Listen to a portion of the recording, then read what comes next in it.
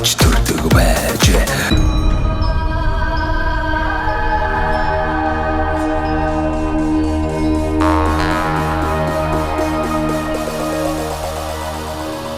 За монголчуудаа Монгол эх орныг нь танилцуулах зорилготой Монголын хамгийн хүзэгчтэй сумдаа сайхан амьдрын нэвтрүүлгээ Дундговь аймгийн Үлзий сумаас бэлтгэр гэж байгаа. Ингээд Үлзий сумынхаа засаг дарга жавхлантаа уулзж байна. Танд энэ сайхан өдрийн мэндийг хүргэе. За Дундговь аймгийн Үлзий сум маань бусад сумаасаа бас юугээр онцлог сум бэ? Хичнээн хүн ам одоо бас энэ нутагт одоо амьдарч байна вэ тийм ээ? Сумынхаа онцлогийн талаар сайхан танилцуулаач. За манай Дундговь аймгийн Үлзий сум бол 1924 онд байгуулагдчихсэн. За 1924 оноос яг одоо ингээд 100 жилийн хойг өнгөрсөн 2024 онд төрхөн тэмдэглэн өнгөрүүлээд ингээд явж байна. За хүн амын хувьд гэх юм бол яг 91 бүртгэлийн харьяалаар бол 2300 амтай. За 292 мянган толгой малтай. За ерөнхийдөө Үлзий сумын гол үндсэн эдийн засгийн тулгуур салбарууд нь бол хөдөө аж ахуй дээр тулгуурлаж явдаг. За аялал жуулчлал одоо сүүлийн үед нэлээд хөгжөөд ингээд явж байна. Манай нөөцд бол бас аялал жуулчлалаар хөгжих энэ нөөц боломж болцоонууд бол бас байгаа. За бас уул уурхай гэсэн ихэд үндсэн гурван салбар дээр бол эдийн засгийн бол тулгуур нь хөл явдаг юмсан баг. Миний харж байгаагаар бас тэмээн сүрэг бас Үлзий сум дээр нэлээдгүй байдаг бах тий. Тэмээ ерөнхийдөө Дундговь аймагт тэмээн тоогоор тэргүүлдэг 18 мянган тэмээтэй. За Монгол улсад бол 3 тарж байгаа. Тэмээн тоогоор бол тэгээ ерөнхийдөө 2010 оны үеэс ер нь манай өмнөх бас сумууд ажилласан удирдлагуудын зүгээс ч тэр тэмээг өсгөх бодлогыг баримталж байгаа. За энэ Дундговьд бол илүү говьрхон юм говь төлхөтэй газар нутгтай тэмээ ингэж өсгөж үржих боломж болцоо харцар нутгийн онцлог тэгээд шоолны тэмээний яг эд шоол байдаг. Тэгээ ийм онцлогтой учраас тэмээний толгой бол нэлээд их олноор өсөж байгаа. Тэгээд энэ өсөх бодлогын өрнөжсөн бид бүхэн тэмээгээ бол нэг малын хөлийн татвараас бол чөлөөлж гисэн. Бодлоор тий. Бодлоор чөлөөлж гисэн явж байгаа. Үлзий сум одоо 2000 гаруй хүн одоо амьдарч байна гэж байна. Үлзий сумын хүн амын одоо даагц хэд хүрэх боломжтой вэ? 10 20 30 мянга. Хоёулаа мөрөөдөл та яах вэ мөрөөдөл нь тий. Одоо бол 2300 амтай. Үлзий сумын нэг бас нэг онцлог нь 2014 он 14-өөс 15 он за нэг 2 3 жилийн хугацаанд бас шин сум төсөл хэрэгжээд 5 тэрбумын ингээд төсөв төрттэй шин сум төсөл ингэж хэрэгжээд өнөөдөр бол цэвэр бохор ингээд бүх шом дотоод дэд бүтцийн асуудлуудыг хэрэгтэй шийдсэн сумын төв дээр засмал замтай тий. За Дундговь аймгаас бол 100 км/цагт ингээд оршдог. Яг тэр дэд бүтцийн хүчин чадал бүх судалгаануудаа судлаад ингээд үзэх юм бол за нэг 25-аас 30 мянган хүн бол ямар ч гэсэн сумын төв дээрээ сууршаад ингээд амьдрахад дэд бүтцийн асуудлууд бол хүчин чадал нь хүрнэ гэсэн тооцоолол бол тухайн үедээ бол хийгдээд ингээд шинэ сум төсөл хэрэгжижсэн. Тэгээд өнөөдгөө бол ингээд 10 жилийн хугацаа ингээд өнгөрчихсөн. Өнгөрчлөө тий. Хотын асуудал одоо ямар болсон бэ тий? Сүүлийн нийгэм солилцсноос хойш бол одоо үндсэн хуулиараа олгох зэрхийн дагуу тий. Монгол улсынх одоо хаанч одоо хүн өөрөө сонгоод очиод амьдрах хэрэгтэй гэдэг утгаараа хамгийн гол нь тэгэл нэг оюутан болол тэгэл ажлын байрны одоо хүрэлцээ олдцоос шалтгаалал ингээл төсвөрийн газар яваад байна л та. Тэгэхээс бол одоо залуучууд маань нэг нутаг орондоо одоо хайргуудаа биш тийм ээ. Хамгийн гол нь амьдралын орчноо дагаад ажлын байраа дагаад яваад байна л та. Тийм. Тэгээд яг тэр залуучуудаа бас буруутгах бас хэцүү байгаа. Яг гоо гэхдээ сүүлийн үед бол харьцангуй нөгөө хотод яг амьдарч ажиллаж байгаа залуучууд бол бас ялангуяа одоо нөгөө яг манай сумын гаралтай энэ залуучуудын төр бол юу яаж Улаанбаатар хотод ажиллаж амьдарч байгаа залуучуудын хувьд бол одоо бас бодол нь бас арай өөр болчих. Тэгээ илүү хөдөө орон нутгийг зорий аймаг сум орон нутгад очиж ажиллая гэсэн бодолтой залуучууд бас байна лээ. Гол ирж байгаа юу ажлын байр. Хангалттай ажлын байр байхгүй. За суманд бол ерөнхийдөө нэг төрийн албанд ажлын байр байгаа. Төрийн албаны цалин мөнгө амьдрал хэрэг хүрэлцээтэй билээ дээ. гэр бүлийн Facebook-оос одоо мал дээр гарах гэдэг. Эсвэл мал дээр гарах нэг юм. Мал дээр гарах гэхээр бэлчээр бас олдсон багтаа байгаа гэдэг тий. Тэгэхээр өөр ажил эрхлэмээр шүү дээ. Одоо нөгөө магадгүй хаягдаад байгаа нэхийгээ бид нар боловсруулж эхлэмээр байна. За магадгүй одоо сайхан хүлэмж нарийн ногооны аж ахуй үүсгээд сумаа болон зэрэгэлдээ бүс нутгийнхаа хүмүүсийг ногоогоор хангах ч гэдэг юм уу. Ажлын байруудыг гаргахыг бол нөөц боловсрол бол бас байгаа. Хамгийн гол нь нөгөө нэг зах зээлийн асуудал бас давхар яригдана. Манай сум бол яг одоо сүүлийн үед бол нэлээд ажиллаж уус руугаа чиглүүлж байгаа. Өнгөрсөн жилүүдэд бол нэг уул уурхай мал аж ахуй дээр л гол эдийн засгийнхаа начааг нүүрүүлчихсэн.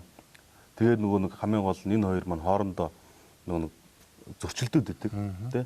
Уул уурхайгаа бас давхар аваад явъя гэдэг тэгэхээр хөдөө аж ахуй нөгөө бэлчээрийн хомсдол юмуд маань үүсдэг.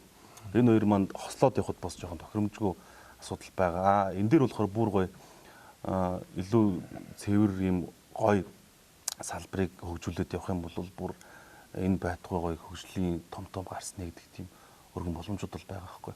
Манай сум дээр аялал жуулчлалын гол үндсэн бодлого аялал жуулч төр төлөвлөлөд ингэж явах юм бол хамгийн гол нөөц нь байгаа. Байгалийн үзэсгэлэнт газрууд олонтой одоо зүүн талаас ингээл авах юм бол морин толгойн цав ингээл цагийн уус нь өөш манхан урагшаага цагаан суурга тэгээд дэл хүнжлийн уул дэлхийн хадны нөгөө сүг зураг хүн анх үүссэн байж болцгоо дэргсэн нотлогоонууд авсан дэлхийн өвгийн цанд бүртгэх гээд ингээд ажлууд нь явж байгаа тийм ийм нөөц боломжууд байгаа учраас тэр яг нөөц төрөд тулгуурлаад аялал жуулчлалаа бид нар хөгжүүлж чадах юм бол тэрийгэ дагаад давхар ийм олон төрлийн бизнесүүд хөгжөөд ингээд явах бүрэн боломжтой гэж бол харж байгаа. Цагаан сургууль дээр бол аялал жуулчлалын менежментийн төлөвлөгөө гэдэг батлагдсан. Одоо ерөнхийдөө 2035 он хүртэл хэрэгжихэр юм нэлээд урт хугацааны юм төлөвлөгөө боловсруулсан. За 20 хэдэн тэрбум төгрөгийн бүр төсөв өртөгтэй. Засмал зам очно л гэсэн үг. Засмал зам очно тий. Тэгээд энэ дээр нь бүр бүх төлөвлөгөөнүүдийг ингээд боловсруулсан юм аялал жуулчлалын юм цогцол бүр тий. Ингээд тойруулаад бүх юмтайгаа бассейн, зассан юу гэдэг хүний хэрэгцээтэй бүхэл одоо аялахыг хангасан зүйл байна. Тийм том төсөл бэлтгэгдсэн ингээд батлагдсан явж байгаа. Тэгээд тэр төслийг явуулсан Сумор нутгийн дөрвөлгөөдийн зөвсөлийн очсон тэрийг бүтээхийн төлөө ихний том зорилгоо болгочол явж байгаа. Сайн хоёлаа тэмээ гэж ярьсан шүү дээ. Тэмээнээс одоо нөгөө малаас ч одоо амьсгалаас бусдын одоо тий ашигладаг гэж одоо үг байдаг. Тэмээ бол одоо бас юм юмараа л их одоо сүүн ч гэсэн тэр одоо ямар их шимтгийжээ сайтай байлээ тийм ээ. Ялангуяа бид нар одоо энэ чихэр шоколад одоо босон болоогүй мэддэггүй транстос тий энэ бид нар чинь хүнсэндээ хор хэрэглээд шүү дээ. Гэтэл яагаад бидний эко сайхан мал аж ахуй энэ билээхэн бүтээгдэхүүнээр бид нар ашиглахгүй байна. Энэ лүү одоо бодлого чиглэж болох уу? Танаа сумын хувьд юу гэж юм? Дунд говийн удирдлагууд юу гэж юм? Төр засгаас ч гэсэн бас одоо тийм ээ ийм хүч чиглэл рүү одоо бас анхаарлаа хандуулж ийн үгүй юу? Ялангуяа танах тэмээ ингэний хоорм гэдэг ч одоо тийм одоо энэ өмнө говийн ингэнд дагш гээд хөөхөнгөө савлаад нөгөө СВ энтрээ тараагаад бас тэр нэгэ юу ч хүрхгүй тэгэл дороо байхгүй. Эрэлтэн байгаад идэг. Тэ? Гэтэл одоо энд тэмээтэй сайхан одоо бүс нутаг сумууд байгаад байна. Энд одоо амьдарч байгаа хүмүүс энийг тэр сайхан ус-ноосыг яаж ашиглах уу? Сайц үгийг одоо яаж бүтээгдэхүүн болгож гаргах уу? Махан ч гэсэн бас одоо сайхан мах шүү дээ. Энийг ер нь бас ингээд 100% сайхан өсгөөд бүтээгдэхүүн 100% одоо брэнд болгоод үйлдвэрлэл болгоод ажлын байр бий болгоод ингээд явах юм бол болох л баг л та юу гэж тийм юун дээр тэмээ чинь бүр ялангуяа хамгийн их ашиг шимтгий юм мал болчлоо.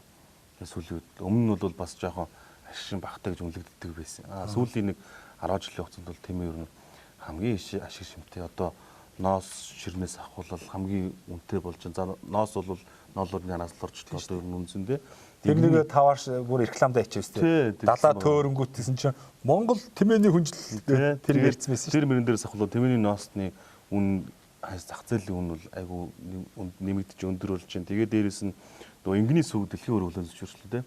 Яг эрүүл мэндийн хамгийн сайн бүтээгдэхүүн экологийн цэвэр бүтээгдэхүүн гэж тэмээчийн өрөө тэгээд нөгөө янз бүрийн вакцин интернетрийг хийдэг хамгийн эрүүл юм ахтай хамгийн юм эрүүл суу гарч байгаа юм амт ингээд ерөөсөө Монгол улс төрчдийн хүлээн зөвшөөрсөн дэлхийн хүлээн зөвшөөрсөн юм байгаа нөхцөл байдал дээр бид нар бас нэг бид нар брэнд толгойд явах бүрэн боломжтой. Өмнөг аймгийн Хаангор суман дээр ингэний сүүний фермийн үйлдвэр ингээд ажиллаад хэвээ үйл ажиллагаанд орсон явж байгаа. Тэрнтэй бид бүхэн бас ерөөдөө холбогдоод ингээд туршлага судлаад явж байгаа. Тэр бол үндсэндээ 3-4 тэрбум гэж үлээ. Би яг сайн санахгүй.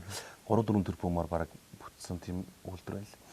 Яг манай суман дээр бол 3-4 тэрбумаар яг тийм хүний сүүний фермийн үйлдвэр байгуулахад бас жоохон эдийн засгийн чадах жоохон хөрөлцөхгүй. Гэхдээ тэрийг жижигрүүлээ те сайн жижиг нь авцраад жижиг хөлбөр бий болгоод эхний цехээс эхэлж болно шүү дээ.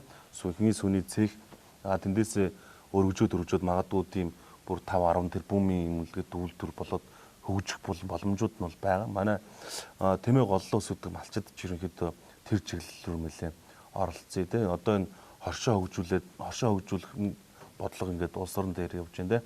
Яг тэр нөгөө тэмээчдийнхээ гол тэм өсгөж байгаа малчтаараа нийлүүлэлт хоршоо байгуулад тэрүүгээрээ хоршооныхоо санхүүжилт юм уу да хоршооныхоо одоо зээлүүл өндөр дүнтэй зээлүүд өгч шүү дээ. Энэ дэр ингээд хамагдаад бөөнөрөө хамтраад авах юм бол ямар ч гэсэн жижиг хэмжээний үйлдвэрлэл бол эхлүүлчих бүрэн боломжтой. Тэгэх юм бол нэг Тунд аймгийн үлзэцэм тэгээд бид нар тэмээгээ өсгөлөдөг тэмээ өсгөх бодлого баримтлалаад тэгээд өсгөөд хамгийн гол нь үр ашиг нь хизээ гарах юм. Тэрийг бид нар бас ар дээр нь бодож байх хэрэгтэй. Тийм болохоор тийм бодол мөрөөдөл бол бас байгаа. Өөрийнхөө одоо 25-аас 28 онд хэрэгжүүлэх үйл ажиллагааныхаа төлөвлөгөөнд тусгаж байгаа. Монгол улс 3 сая 500 гаруй мянган ард иргэд байна. Сая 564 мянган хавтгай дөрвөлжин газар нутагтай тий. Ингээл харахаар хүн амынх нь 60-70% хотод агаар хөрсний бохирдол тэгэл автомашин цаг амьдралынхаа ихэнх хугацааг машин дээр сууж өнгөрүүлдэг. Тэгээд л амьдраад байгаа ч юм шиг үгүй ч юм шиг бүр нэг юм сонирн болчлоо л доо. Яг өмнө нь бол тий намайг хүүхэд байхад хотод ч одоо аймгийн төв шигээс илүүхэн октябрь ажилчин Сүхбаатарын оройн ингээл нэг хэдэн оройнтой тий сиркэн байлаа шүү дээ. Ингээд сайхан ногоон зүрх талбайтай хөл бөмбөдөр тоглоол. Тэгэл нэг нүдэ нэгэл харсан чинь өнөөдөр нөгөө ногоон зүлмөлөг байхгүй битүү ингээд байшингууд бариад ингээд төөрдөг байшин чи болгоо ийц. Гадаанаа зогсоол байхгүй. Амьсгалын агаар байхгүй. Машин суугаад ажиллаа бүтээ тэг зогсно. Бүр ингээд хэцүү болчихж байгаа. Тэгээ миний хувьд гэх юм бол би өөрөө бас за энэ юу н сүүл одоо ойрын хэдэн жилдээ энийг шийтгэх хүлээнэг бол одоо миний нас хүрхгүй юм байна. Өөр хүүхэд минь хортох юм байна гэд би 7 хүүхэд байхгүй. Тэгээ гэр бүлээ эсвэл эхнэр 7 хүүхэдэд агуулаад Төв аймгийн 100 мод сум руу нүүсэн. Одоо тэнд бол эрүүл агаар төгжрлгөө одоо стрессгүй сайхан амьдарч байна. Гэдэг шиг яга манай Монголд залуучууд маань тийм ээ өвгд ээц аав ээж одоо баруун аймагчууд юм уу зөв аймагчууд юм уу тий ингээ хаач ч сайхан амьдрах боломж байна шүү дээ. Тий ер нь бол хаан сайхан амьдралын хөдөө орон нутагт хөдөө цэвэр агаар энэ эрүүл ахуйгаа бодох юм бол хамгийн сайхан амьдрал тийм л. Манай сумын хувьд бол сумын төв дээр нэг онцлогтой нь бас одоо хойш урагшаа нэг 120 км за баруунаас зүүн рүү нэг 220 км ингээд сум тогтсон бүр юм нэлээд том газар нутагтай Монгол улсын хэмжээнд бүр чинь аймагтай хамгийн том газар нутаг. Аймагтай хамгийн том Монгол улстай бүр 3-т ордог газар нутгийн хэмжээгээр шүү дээ. Тэгсэн мөртлөө 2300 амтай байдаг ингээд хятаршил байхгүй. Том газар нутгийн нэг сул тал гэх юм уу те одоо жишээ нь манай сумын төвөөс зүүн чигээ захаа айлын 185 км байгаа байхгүй нэг хурц үүсгэхэд хэцүү. 185 км байдаг айл хойшоогоо 3 сайхан өндөр шил рүүгээ ойрхон байдаг байхгүй 60 км 50 км л очиод төрийн үйлчлэгээ ингээд ахуй хэрэгцээгээ дээр цаад 3 сайхан сумаас илүү ойрхон авдаг. Тэр хүмүүсийг бас буруутгах арга байхгүй. Заавал сумаас ирж төрийн үйлчлэгээ ав гэдэг хэцүү. Тэгэнгүүтээ хүүхдүүд нь дахиад цаашаа юуруу авчдаг. Тэр 100 км-т байдаг айлууд чинь аймаг руу хүүхдүүдэд суулгацдаг. Аймагаас ч 100 км, үлзэд сумаас 100 км байхлаар өдөөний малчт маань хүүхдгээ боловсролын анхааралд нь бас асуудал тавиад аймаг руугаа илүү хүүхдүүдэд суулгацдаг. Тэгээд багаасаа аймагт ирээд сураад ингээд төгсөөд ажлын байран дээр гарч байгаа хүүхдүүд төрөөсөө эргээд үлзэд сумгаа очихгүй байна л да. Бас нэг асуудал нь тийм. Баруун урагшаага болохоор бас манайхаас чинь 110-20 км явж захын айл байдаг. Тэр айлууд цаашаа цогццын сум руу 50 км-ийн зайтай байд.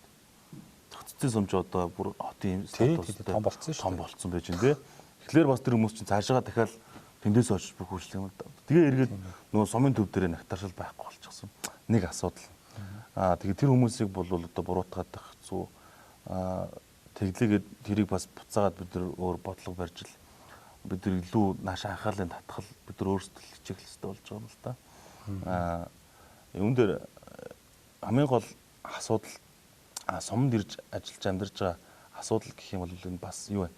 Хүүхдүүдийн эцэг эхчүүд энэ хүүхдийнхээ боловсролын чанарт бас их анхаарж байна. Боловсролд нь илүү их анхаарал хандуулж байна. Улс эцэмийн ерөнхий боловсролын сургуульд хүүхдээ сургахаас илүү аймагт илүү чанартай боловсрол эзэмшүүлэх бүр хот руу ингэж өндөр боловсрол улс эцэмийн сургуулийг муулж байгаа юм шиг л дээ.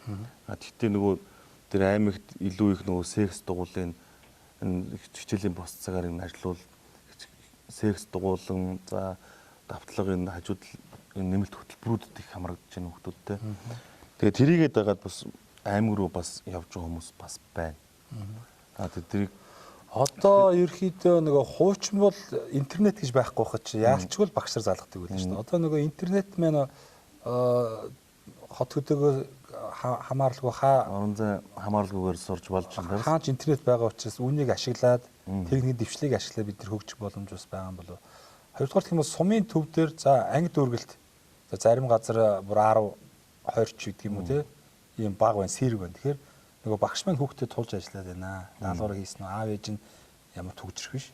Аав ээж нь за хичээл сургууль нь юу болж байна? Даалгавраа хийх боломж байна. Нэг ээлжир хичээллээ. За яг хөтэ сумын төвийн сургууль боловсон үчин дутмагч гэсэн бас нэг өдрийн цагаар сакс болбол ч гэдэг юм уу секс сургууль нь яваад байна. За аймгийн төвийн сургууль бол бас харьцангуй давуу л та. Олон төрлийн секс сургуульд хамрагдаж байна. Дээрэс нь нөгөө сумын одоо анги дүүргэлтийг бодвол аймгийн төвч одоо барыг хэдэн хүүхэд байна? 30-аас илүү гарч ирсэн үү? Тэгж байгаа. 40 хүрхүү. 30-аас 40 оронд л гоё. За тэгэхээр чи нөгөө багш маань нөгөө хүүхдэд тулж ажиллах маань хэцүүдэд явчихсан нэр байдгийн. За тэгэнгүүт би чинь нодлон 7 сараас Төв аймаг руу нүүж байгаа шүү дээ. Тэрний үнд би хотод сургуулийн насанд 5 хүүхдэд зөөх гэж би бүр бурхан минь. Нэгийг аваад нөгөөдгийг нь авахсаар байтал би ажил хийх үгүй юу? Хүүхд зөөсөрөтл таардаг, төгжрэл. Тэгээ нөгөө ангид нь очоор 50 60 хүүхд. Агаар нь солилцоо байхгүй. Тэгээ багш нь тэр олон хүүхдийг юу нөгөө хүүхдийн чинь сурлага бүр хотод сурах чинь бүр 0 болж байгаа байхгүй. Тэгээ нөгөө тэр олон хүүхд олон анги бүлэг байгаа учраас нэг ээлж хичээлэхгүй 2 3 ээлж хичээлчээр хизээ зааванд нь секс дугууланд хамрагдах юм. Тэгэхээр нөгөө хүүхд маань хотод очиж боловсрал эзэмшүүр илүү боловсрно гэдэг нөгөө хуучны ойлголт чинь өөр болчиход байгаа байхгүй. Эсвэрээ баг хотын хүүхдүүд нөгөө эмээ өвөө тэ өвөө дээр нь одоо төрлөх нутгаар нь баг суман дээр нь аваачаад аав ээж нь сурахчих юм бол баг энчэн агаар нь ирүүлэн идж байгаа хоол хүнс нь ирүүлэн бас сурах боломж хөгжих боломж бий болчиход байгаа байхгүй. Тэгэхээр одоо ялангуяа энэ нэвтрүүлгээрээ дамжуулаад уриалаад байгаа байхгүй. Аав ээж нэрээ одоо ядаж хөдөө байгаа эмээ өвөө дээр нь сайхан үр хөвгтөө аваач сурга. Тэгээ та нар өөрснөө тэр ажил төрлөө хийдгсэн үү яадгсэн үү тэгээ хүүхд зөөгөөл гүжрээл нөгөө хүүхд нь ойлын ногоон тэг болж байхаар энэ аймаг буюу суман дээр очиж ярин илүү хүүхд хөгжих боломж байна. Тэгээ үлцэцэмийнхаа ууг бол аав ээж тэ бас уриалъя. Тийм яг. Сум орон нутгатаа хүүхдүүдтэй авцраа сургаж. Гэхдээ яг бид нар юу яагаад манай сургуулийн бас багшийн ингээд орто бас хангалттай биш байгаа юм. Ер нь аль сумдууд л тийм асуудал байна. Тэгээд бид нар тэрийг эхлээд энэ эрүүл мэндийн байгууллага, боловсролын байгууллагуудаа энэ хүний нөөцийг 100% бүрдүүлээд чадамжийг нэмэгдүүлчих юм бол бас тийм боломжууд бол байгаа. Тэгээд бид хөдөө ажлын нэмэгдэл гэж байна шүү дээ. Тийм нэмэгдэл байгаа. Бид бүхэн орон нутгийн нэмэгдлийг бол үлдээсэнийхээ яг тамийн газрын албаа агтар дээр бол 60% нэмэгдэлтэй. Бусдууд нь бол аймагаас 40% нэмэгдэлтэй ингээд явж байгаа. Дээрээс нь хүний нөөцийг дэмжих хөтөлбөргээ бид хөтөлбөр баталж байгаа. Тэр хөтөлбөртөө яаж байгаа гэхээр энэ хөдөө орон нутагт ирж ажиллаж байгаа энэ эрүүл мэнд боловсролын салбарт ирж ажиллаж байгаа багш ажилчдыг урамшуулах те үр дүнгээр нь урамшууллын систем бий болгоод ингээд явж байгаа. Тэгэхээр бол хөдөө орон нутагт ирж ажиллая гэсэн залуучууд бол харцангуй нэмэгдэх байна. Одоо хотод бол нөгөө байшин сав аавна гэдэг чинь бас хэцүү болчихлоо л да. За тэгээд тэр нэг өөрийн гэсэн эдлэн газар байхгүй тий тэр нэг 200 300 айл нэг ийм газар амьдарч байгаа шүү дээ. Одоо дойржгээл нөхөр нэг 6 давхарт доош айлын таас дээш айлын шал ингээд нэг ийм хийс рүү орон зайд тэрийг үл хөдлөхөөр ингээд баярлаад байгаа байхгүй. Тэр чинь насжилт байгаа. Хизээ нэг цаг тэр нуурах болно. Тэр үед тэр газар тэр байшингийн доор байгаа газар тэр хүний мэдлэл байх уугүй юу. Тэгэхээр энэ бол бас яг хөрөнгөд хэцүү болчихж байгаа байхгүй. Тэгэхээр одоо энэ залуу боловсон хүчнүүдийг одоо аймаг сум дээр ирж ажиллахад нь хамгийн гол манай энэ бодлого барьж байгаа хүмүүс нөгөө хөнгөлөлтөө орон сууцнд хамруулах одоо сайхан газрын өмчлөд өгч. Тэгээ тэнцэнэ гоё доглог хаус барих боломжийн тий зээл үт юм материал цэтралаар нь хангаад ингээд тэр хүн гэдэг чинь объектоо барьчих. Тэгээ тэр хүн чинь өөрөө гэсэн өмчлсөн газартаа хажуудаа хүлэмж сайхан усан ориглоор мод бутаа тариа гоё хаусаа барьсан хүн чинь хотод очиод тэр хийсвэр үйл хөдлөлийг худалдаж аваад хотод тэгж угаарч амьдрах хүсэхгүй шүү дээ.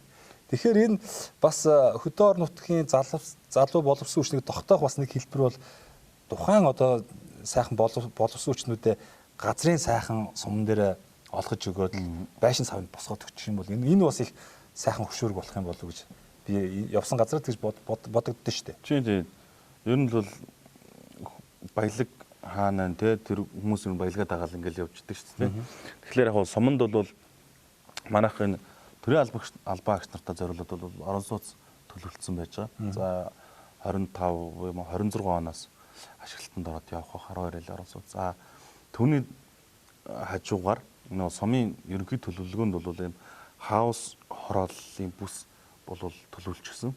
Тэн дээр нь ингээд иргэдтэй өмчлөөд тэгтээ зөвхөн тэн дээр яг ийм 0.7 газартаа хашаа татаад тэн дээр зөвхөн хаусаа бариад тэгээд ийм нэг хэсэг газрыг тийм төлөвлөгөөнд оруулсан. Иргэдтэйгээ санал солилцож за би энэ газраас өмчлөё. Тэгээд би энэ дээр ингээд яг нөгөө юу төлөвлөгөөнд тусгацсан байгаа тэр хаус хорооллыг бий болгоод ингээд явъя гэдэг зөвшөлдсөд ингээд явах юм бол цаашаа өгөх юм шүү. Тэрийг нь бид бүхэн бас ярилцчихлаа. Яг бүгдийг адилхан байлгах уу эсвэл гэхдээ бүгдийг адилхан болохоор иргэдийн нөгөө нэг чадамж тиймэр ихэнд нь бас алдах гэдэг байгаа юм шиг тийм. Тэр чадамжиндаа суйрлаад өөр байлгах боломжтой. Тэнд бол цэвэр бохоор ингээд дулаан бүх асуудлууд нь дэд үтсэн шийдэгдсэн газрууд төлөвлөсөн. Тэгэхээр тэр бол хэрэгж бүрэн боломжтой гэж бодож байна. За тэгээ яриад байвал зөндөө зүйл байна. Тэгээд бас би тэр ярианаас зарим ойлголтуудыг холбогдох хүмүүс болон ард иргэд маань бусад одоо Монгол орны өнцөг болон бүрт одоо ажиллаж амьдарч байгаа 330 сумын бас удирдлагууд ард иргэд бас тий авахын авч тий санаа авахын аваасаа гэж одоо хүсэж байна. Тэгээ яриад байвал зөндөө байна да. Тэгээ баярлалаа гэсэн хугацаанд бас баярлалаа. Сумынхаа тухай хөдөөгийн хөгжлийн талаар бас сайхан сэтгэлээ хуваалцсан явдал. Тэгээд та бас энэ завшааныг ашиглаад Өлзийд сумынхаа одоо уугуул суугуул зон олондоо за мөн одоо оюутан ахуй цагийн таны ант найз нөхөд бол Монгол орны бас өнцөг болон бүртэл ажиллаж амьдарч байгаа бох. Тэгэхээр энэ завшааныг ашиглаж сайхан мэдлэгээ дэвшүүлээч. За баярлалаа. Маш том боломж олгож өгсөн. Тэгээд Өлзийд сумда ажилд амьдарч байгаа суугуул за мөн Өлзийд сумда төрж өссөн энэ уугуул өөр Монгол орны өнцөг бүрэн бүрт суугаа Өлзийд нутгийнхаа зон олон за мөн дэлхийн иргэн тойронд ч манай Өлзийд сумынхаа ингээд ажиллаж амьдраад явж байгаа. За тэр залуучууд, ах нар, эгч нар, дүүнэр, үеийн найз нөхдүүд та бүхэндээ бүгдэнд нь Өлзийд сумынхаа удирдлагуудын нэрийн өмнөөс Өлзийд сумынхаа ард иргэдийн өмнөөс мэдлэгээ дэвшүүлж байна. Та бүхэн маань 2025 онд бүгдээрээ эрүүлэн саруул сайхан байхын Өлзийдээ сайхан эрүүлэг өргөн дэвшүүлье. Тэгээд бас мөн сум орон нутгад ирж амьдраад ажиллая гэж байгаа залуучуудах юм бол Өлзийд сум маань та бүхнийг нээлттэй хүлээж авахд бэлэн байгаа. Сумдаа сайхан амьдрья гэд хүмүүд их юм бол бид бүхэн хадгаа дэлгээд ингээд утгад бэлэн байгаа шүү гэдгийг бас та бүхэндээ дуулгаж байна.